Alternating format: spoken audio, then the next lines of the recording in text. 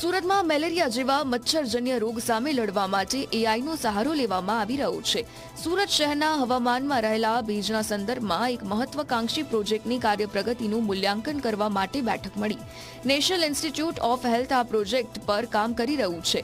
બેઠક દરમિયાન ઝડપથી વધી રહેલા શહેરીકરણ અને આબોહવા પરિવર્તન વચ્ચે મેલેરિયા જેવા રોગચાળાને નિયંત્રિત કરવા માટે આધુનિક ટેકનોલોજી અને વૈજ્ઞાનિક અભિગમની જરૂરિયાત પર ભાર મૂક્યો હતો।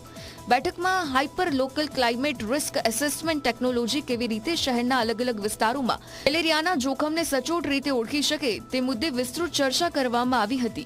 પ્રોજેક્ટનો મુખ્ય હેતુ મેલેરિયાના જોખમની અગાઉથી આગાહી કરી જાહેર આરોગ્યને સમયસર એલર્ટ આપવાનો છે, જેના આધારે ચોક્કસ વિસ્તારમાં ફોગિંગ, દવાનો છંટકાવ, પાણી ભરવાની સમસ્યા દૂર કરવી અને અન્ય નિયંત્રણાત્મક પગલાં વધુ અસરકારક રીતે લઈ શકાશે।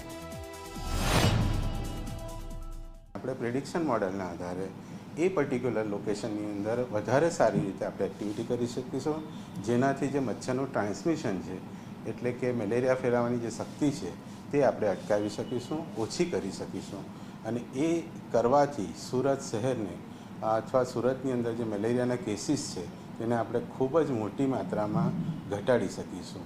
આમ આ જે પ્રોજેક્ટનો મેઇન હેતુ છે કે સુરત શહેર અને એના લોકોને મેલેરિયા અથવા તો મચ્છરજન્ય રોગોથી આપણે કેવી રીતે મુક્તિ આપી શકાય।